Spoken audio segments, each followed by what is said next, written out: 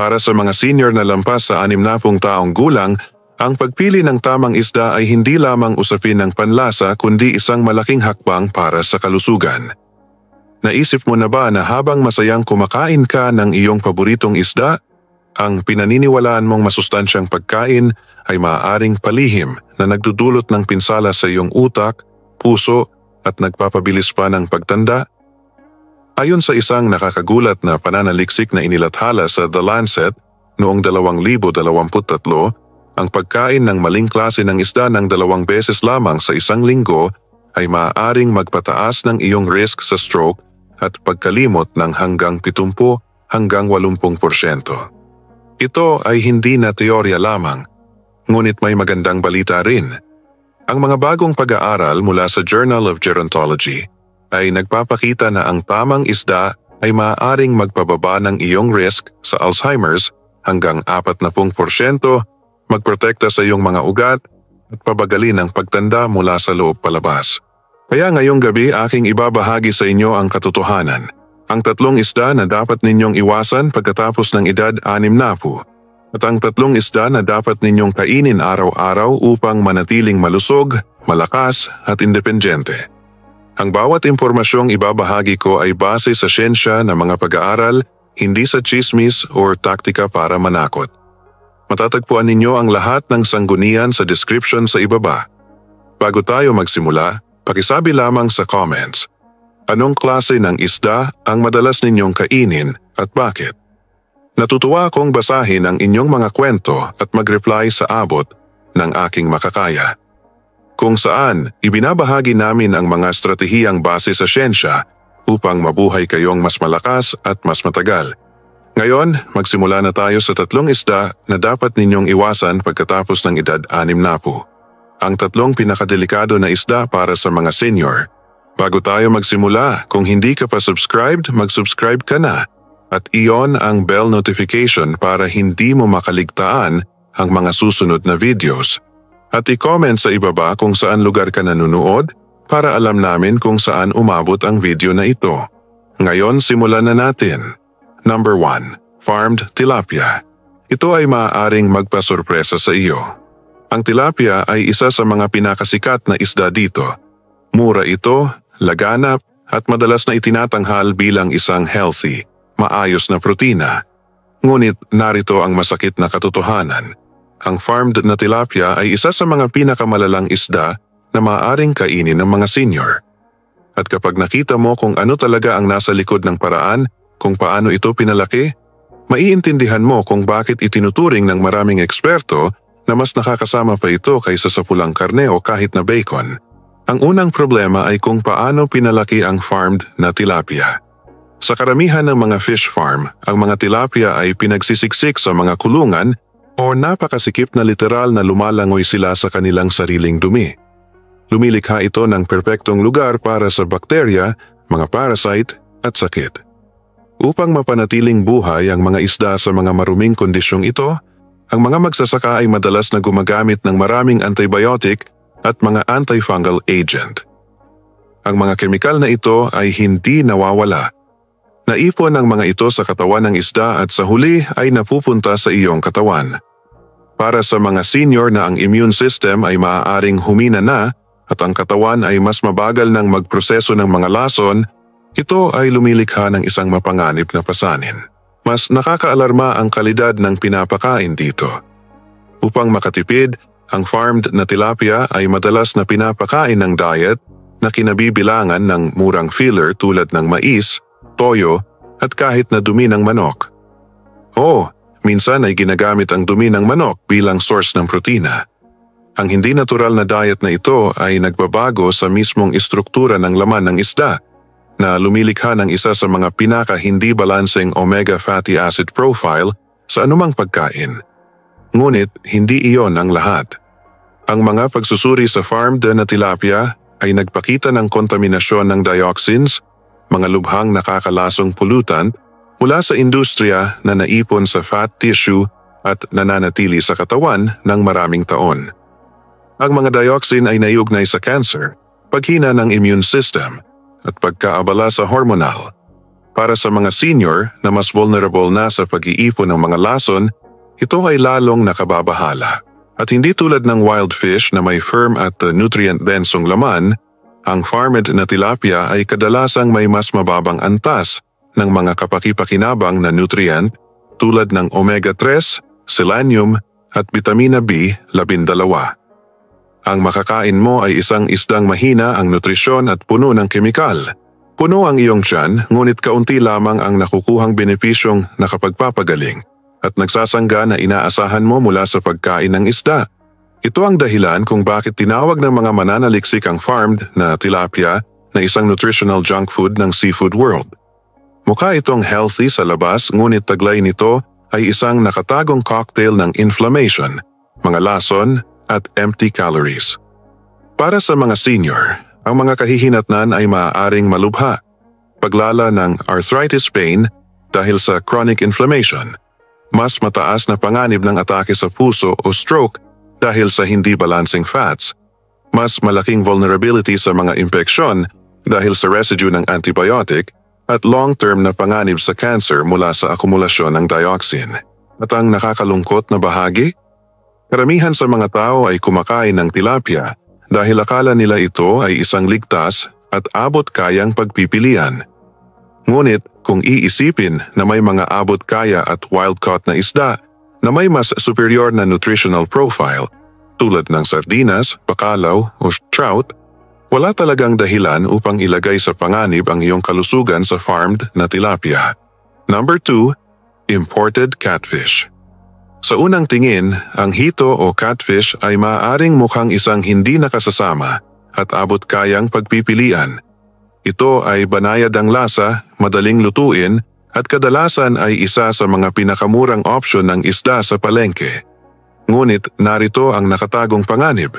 Kung ang iyong hito ay imported, lalo na galing sa mga fish farm sa ibang parte ng Asia, ito ay maaaring isa sa mga pinakamaruming isda na maaari mong ilagay sa iyong plato. Ang problema ay nagsisimula sa kung paano pinalaki ang mga isdang ito. Maraming mga farm ng imported na hito ay lumalangoy sa ilalim ng sobrang sikip na mga kulungan. Mabilis kumalat ang sakit sa mga ganitong kapaligiran, kaya ang mga isda ay binibigyan ng maraming antibiotic. At ito ang nakakatakot na bahagi. Ang mga antibiotic na iyon ay hindi nawawala. Naipon ang mga ito sa laman ng isda. At kapag kinain mo ito, napupunta ang mga ito sa loob ng iyong katawan. Para sa mga senior na ang immune system ay mas mahina na, maaari itong maging dahilan ng antibiotic resistance na nagpapahirap sa mga tunay na gamot na gumana kapag talagang kailangan mo na ang mga ito. Ngunit ang mga antibiotic ay simula pa lamang. Ang mga independenteng pagsusuri sa imported na hito ay nakakita ng mga residue ng mga ipinagbabawal na kemikal at mga carcinogen, mga sangkap na hindi dapat nasa iyong pagkain. Ang mga isdang ito ay kadalasang pinalaki sa maruruming tubig na sumisipsip ng mga dumi mula sa industriya at mga heavy metal tulad ng mercury at lead, mga lason na dahan-dahang naipon sa iyong katawan sa paglipas ng panahon. Para sa mga matatanda na ang katawan ay mas mabagal ng magproseso ng mga lason, maaari itong mangahulugan ng mas mataas na panganib ng pagkasira ng bato, mga problema sa neurological at maging ng cancer. At ang pinakamasaklap, ang imported na hito ay mas mahina ang nutrisyon kumpara sa mas masustansyang isda. Nagbibigay ito ng low-quality na protina at halos wala sa mga benepisyong nutrient na inaasahan mo mula sa seafood. Ibig sabihin, para ka lang kumakain ng mga empty calories na may halong panganib. Kaya, habang ang pritong hito ay maaaring mukhang isang budget-friendly na option, ang nakatagong mga gastos sa iyong kalusugan ay maaaring napakalaki. Kung nasa iyong menu ang hito, laging piliin ang domestically raised o hito na pinalaki dito sa ating bansa na sumusunod sa mas mahigpit na mga regulasyon at umiiwas sa marami sa mga panganib na ito. Kung napanood mo pa rin to at nakatulong sa iyo ang mga impormasyong ito, comment mo lang sa baba ang number 2 para malaman kong nandito ka. At kung hindi ka pa nakasubscribe, sana isubscribe mo na at i-on ang notification bell para hindi ka makaligtaan ng mga susunod pang videos. Ang suporta mo ang nagpapatuloy sa amin para makagawa ng dekalidad na content na makakatulong sa iyo. Now, tuloy na tayo sa susunod. Number 3. Tuna. Sa loob ng maraming dekada, ang tuna ay itinuturing na isang malusog at lean na pinagmumula ng protina. Mula sa tuna salad sandwiches hanggang sa dilatang isda na hinahalo sa pasta, ito ay isang pangunahing sangkap sa milyon-milyong kusina ng mga Amerikano. Ngunit para sa mga senior na lampas 60 taong gulang, ang sikat na isdang ito ay nagtatago ng isang tahimik at hindi nakikitang panganib na maaaring magdulot ng malubhang epekto sa iyong utak, puso at nervous system. Ang problema ay ang mercury. Ang tuna, lalo na ang mga malalaking uri tulad ng albacore, puting tuna at bigay, ay nasa tuktok ng food chain sa karagatan. Sila ay nabubuhay ng matagal at kumakain ng mas maliliit na isda na nangangahulugang naipon nila ang mercury taon-taon. Habang lumilipas ang panahon, ang mga antas ng mercury na ito ay naiipon sa kanilang laman. Kapag kumain ka ng tuna, ang mercury na iyon ay hindi lamang dumadaan sa iyong sistema. Ito ay naipon sa iyong mga tissue, particular na sa iyong utak at nervous system. Ang mga panganib sa cardiovascular ay lubharing nakababahala. Ang mercury ay nagdudulot ng karagdagang stress sa puso at maaaring makagambala sa normal na electrical signal na nagdudulot ng irregular na ritmo ng puso o mas mataas na panganib ng atake sa puso. Isang pag-aaral na inilathala sa JAMA Neurology ay nakatuklas na ang mga senior na may mataas na antas ng mercury mula sa pagkain ng tuna ay may hanggang 65% na mas mataas na panganib ng paghina ng cognitive function. Isang numero na hindi dapat ipagwalang bahala. At narito ang pinakanakakagulat na bahagi. 79% ng mga senior ay walang ideya na ang 2 serving lamang ng albacore o bigaya tuna bawat linggo ay maaaring maglagay sa kanila sa ligtas na antas ng pagkakalantad sa mercury. Ibig sabihin, milyon-milyong mga nakatatanda na naniniwalang gumagawa sila ng matalinong pagpipilian para sa tanghalian o hapunan ay hindi sinasadyang inilalagay sa panganib ang kanilang pangmatagalang kalusugan. Kahit na ang dilatang tuna na ipinapalagay ng marami na ligtas ay hindi ganap na walang panganib. Bagaman ang light tuna, karaniwang skipjack, ay naglalaman ng mas mababang antas ng mercury kaysa sa albacore, sapat pa rin ito upang mangailangan ng mahigpit na pag-moderate lalo na para sa mga taong lampas 60. Ang problema ay ang dilatang tuna ay kadalasang naging isang araw-araw na gawain para sa mga senior dahil ito ay maginhawa at abot-kaya. Ngunit sa paulit-ulit na pagkakalantad, ang mercury ay dahan-dahang naipon hanggang sa ang pinsala ay magawa. Ang panghuling pasya ay simple. Kung ikaw ay lampas 60 at nais protektahan ang iyong utak, puso at mga kasukasuan, lubusang iwasan ang farmed tilapia, catfish at tuna. Hindi lamang ito walang benepisyo, ito ay aktibong nakakasama. Ang pagpili ng mas ligtas, mas malinis at mas masustansyang isda ay maaaring mangahulugan ng pagkakaiba sa pagitan ng pagpapalala ng pamamaga o pagpapalawig ng iyong kalusugan at haba ng buhay, mula sa mapanganib na isda tungo sa mga pagpipiliang nakapagpapagaling. Kaya, alam mo na ngayon ang katotohanan. Hindi lahat ng isda ay pare-pareho. Ang ilan, tulad ng farmed na tilapia o imported na hito, ay maaaring mukhang hindi nakasasama sa iyong plato, ngunit sa ilalim ng ibabaw, itinatago nila ang mga lason, mapanganib na taba, at mga kontaminante na dahan-dahang sumisira sa iyong kalusugan. Para sa mga senior na humaharap na sa pamamaga, marupok na mga kasukasuan o mga alalahanin sa memorya, ang pagkain ng mga maling isdang ito ay maaaring maging pagpapagaling o pagpapalala. Ngunit narito ang magandang balita. Hindi lahat ng isda ay masama. Sa katunayan, ang tamang uri ng isda ay kabilang sa mga pinakamaasahang pagkain na nakapagpapagaling na maaari mong idagdag sa iyong dieta pagkatapos ng edad 60. Ang mga ito ay mayaman sa mga omega-3 na pumapayapa sa pamamaga, mga mineral na nagpapatibay ng iyong mga buto, mga antioxidant na kumukupkop sa iyong utak, at dekalidad na protina na nagpapanatiling malakas at matatag ang iyong mga kalamnan. Ang pinakamagandang bahagi? Ang mga isdang ito ay malinis, ligtas at kadalasan ay abot kaya. Hindi mo kailangang gumastos ng malaki upang pakainin ang iyong katawan sa tunay nitong pangangailangan. At kapag matalino kang pumili, hindi ka lamang kumakain para sa kasalukuyang pagkain. Namumuhunan ka para sa mas matalas na paningin, mas matatag na balanse, mas malakas na memorya, at isang puso na patuloy na titibay ng maraming taon pa. Kaya, iwanan natin ang listahan ng mga mapanganib at sumisid ng diretso sa 3 pinakamabisang isda para sa mga senior na lampas 60 na mag-uumpisa sa isang isda na hindi laging nabibigyan ng atensyon ngunit nararapat na magkaroon ng permanenteng lugar sa iyong hapagkainan. Ang 3 pinaka-healthy na isda para sa mga senior. Kung gusto mo ang topic ng video na ito, mag-comment ng mabuhay sa comment section. Kung hindi ito ang inaasahan mo, mag-comment ng 0 para ma-improve ko pa at makagawa ng mas magagandang video na akma sa iyong pangangailangan. Ngayon, ipagpatuloy na natin. Number 1, sardines.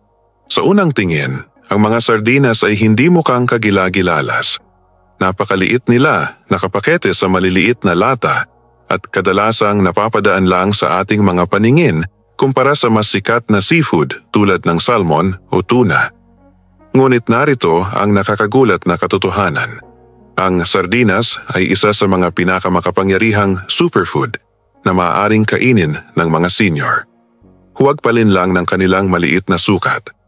Ang maliliit na isdang ito ay nagtataglay ng napakalaking benepisyo sa kalusugan, lalo na pagkatapos ng edad na 60. Magsimula tayo sa kanilang pinakatanyag na katangian, ang omega-3 fatty acids. Ang sardinas ay isa sa mga mayamang natural na pinagmumula ng omega-3 na naglalaman ng mas marami bawat serving kumpara sa halos anumang iba pang isda. Bakit ito napakahalaga para sa mga nakatatanda? Habang tayo ay tumatanda, ang ating mga katawan ay natural na nagkakaroon ng mas maraming mga kompuesto na nagdudulot ng pamamaga. Ang inflammation na ito ang nakatagong sanhi ng pananakit ng mga kasukasuan, arthritis, sakit sa puso, baradong mga ugat, at maging paghina ng memorya. Ang mga omega-3 sa sardinas, lalo na ang EPA at DHA, ay parang mga natural na bumbero sa loob ng iyong mga selula. Pinapalamig nila ang talamak na pamamaga, pinapabuti ang daloy ng dugo, at pinoprotektahan ang iyong mga ugat. Hindi lamang ito teorya. Ipinakikita ng mga pag-aaral na ang mga senior na kumakain ng fatty fish tulad ng sardinas ng kahit 2 beses sa isang linggo ay mas mababa ang tsansa ng sakit sa puso, mas maayos na pagkilos at mas matatag na mood. Ngunit iyon ay simula pa lamang.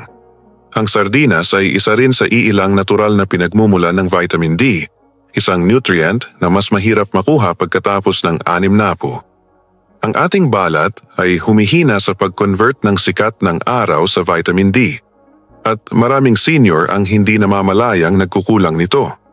Ang kakulangang ito ay nagdudulot ng mahihinang buto, mas mataas na panganib ng pagkahulog, mabagal na paggaling at maging ng depresyon.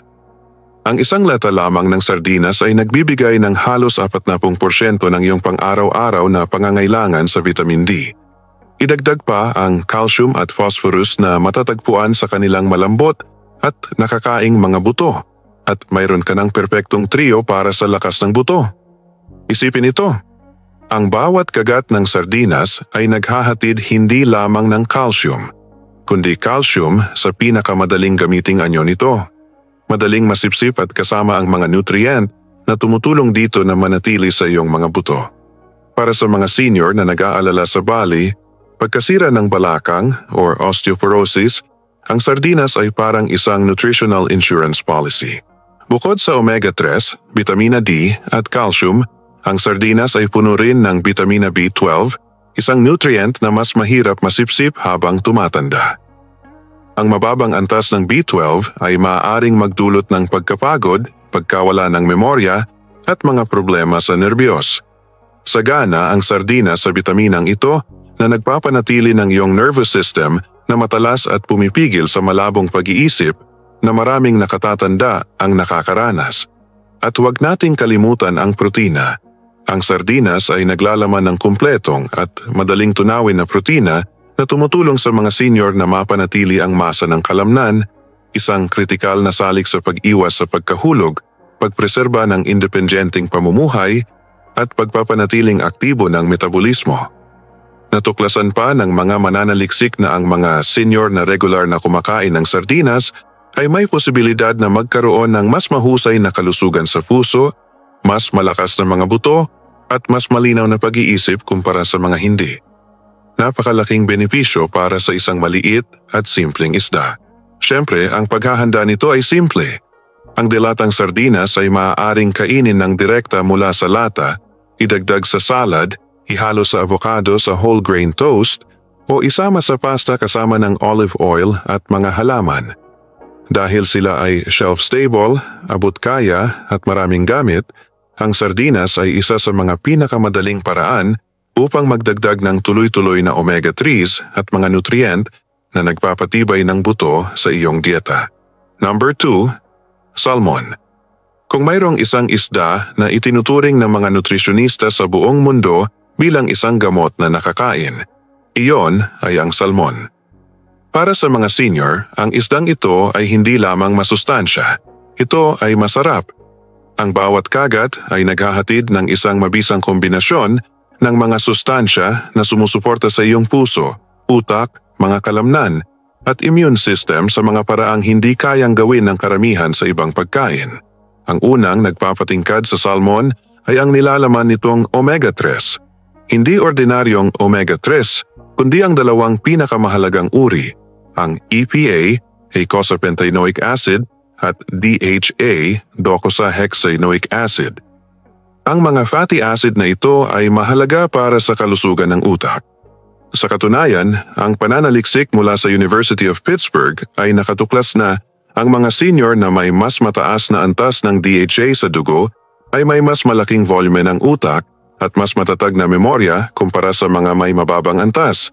Ibig sabihin, ang salmon ay hindi lamang pumipigil sa paghina ng utak, aktibo itong tumutulong na manatiling matalas at matibay ang iyong utak kahit nasa ika-7 o ika-8 ka na.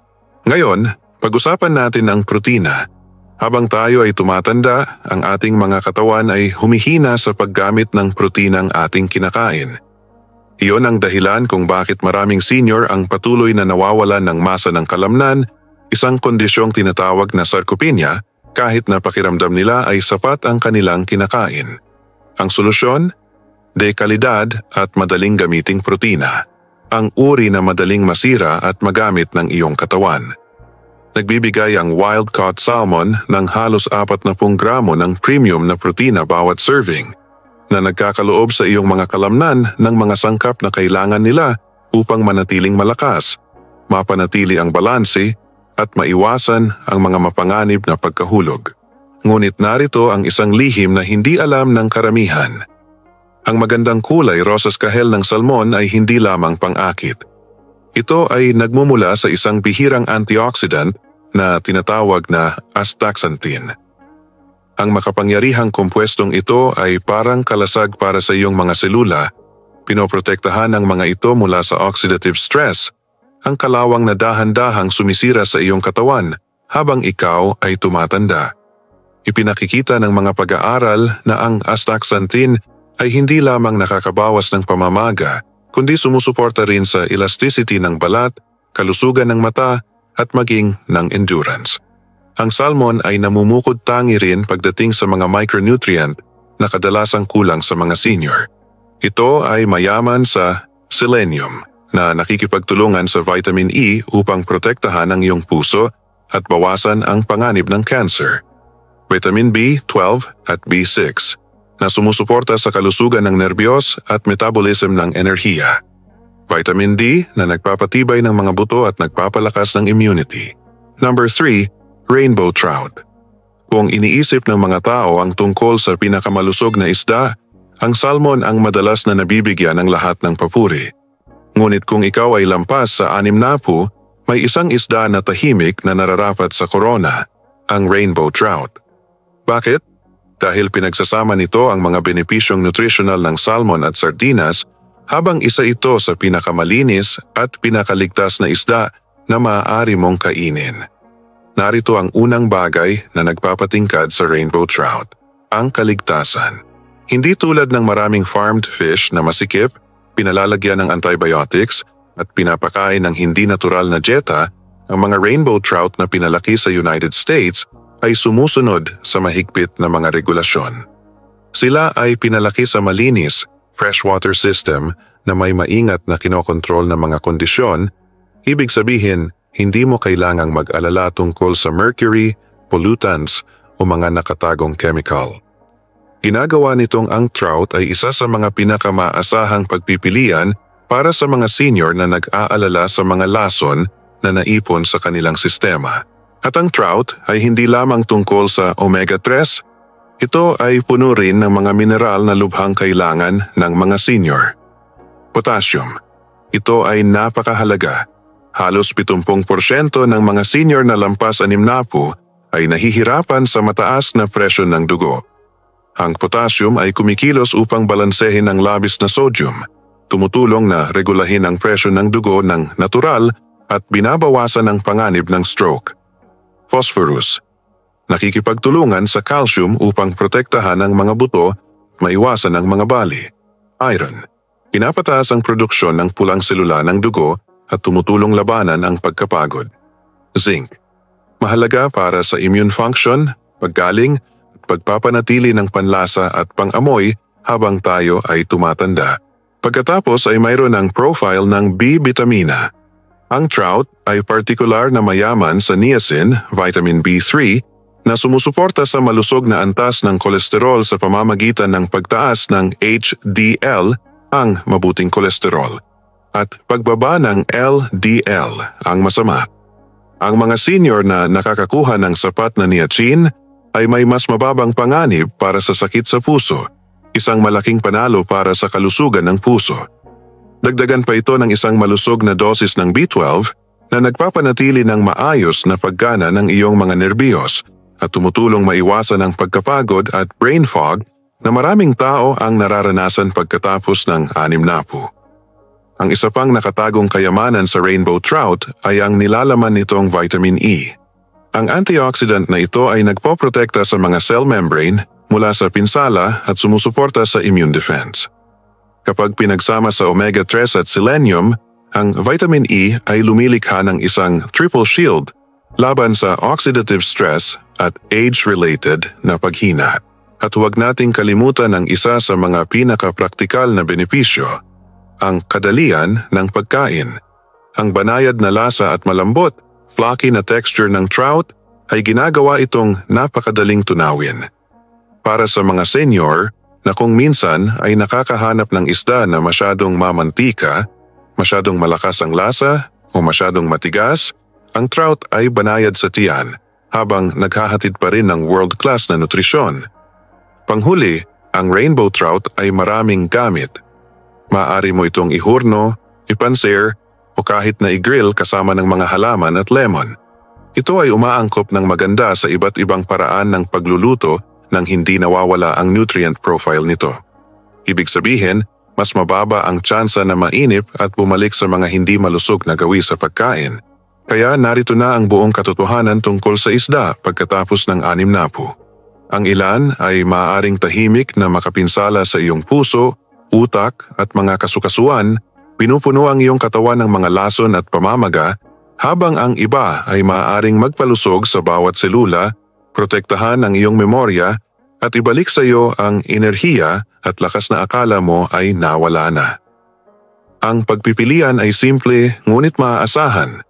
Patuloy na kumain ng mga maling isda at ang mga panganib ay dahan-dahang naipon, stroke, pagkawala ng memorya, pananakit ng kasukasuan, maging ang mabilis na pagtanda. Ngunit piliin ang mga tamang isda tulad ng salmon, sardinas o rainbow trout. At literal na pinapakain mo ang iyong katawan ng gamot tuwing linggo. Ang iyong kinain ngayon ay magiging kalidad ng iyong buhay bukas. Ito ang magpapasya kung ikaw ay magiging malakas para magbuhat ng groceries, matalino para masiyahan sa mga pag-uusap, at kumpiyansa para mabuhay ng independyente hanggang sa iyong ika-70, 80 at higit pa. At tandaan, hindi mo kailangang baguhin ang lahat. Magsimula sa maliit. Palitan ng isang mapanganib na isda ng isang nakapagpapagaling na isda. Magdagdag lamang ng 1 o 2 servings ng tamang uri ng seafood bawat linggo. Sa paglipas ng panahon, ang maliliit na hakbang na iyon ay magpapatibay sa isang hinaharap kung saan mas malakas, mas malinaw at mas buhay ang iyong pakiramdam. At ngayon, nais kong marinig mula sa iyo. Anong isda ang madalas mong kainin? At babaguhin mo ba ang iyong plano sa hapunan pagkatapos ng iyong nalaman ngayon? I-drop ang iyong sagot sa mga komento. Binabasa at sinasagot ko ang marami hanggat maaari. Salamat sa pagsama sa amin ngayon. Gusto naming marinig ang iyong opinyon. Mag-iwan ng komento sa ibaba at ibahagi ang isang bagay na natutunan mo ngayon at kung paano mo ito gagamitin sa iyong buhay. Mahalaga sa amin ang iyong saloobin, kaya huwag magatubiling ibahagi ito. Ang pagbabasa ng iyong mga komento ay nagbibigay sa amin ng malaking motibasyon at inspirasyon.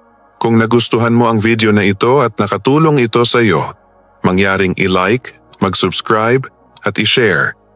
Ang iyong suporta ay tutulong sa amin na makagawa pa ng mas maraming magandang content para sa iyo. Salamat sa panonood at sana ay makita ka ulit namin sa susunod na video.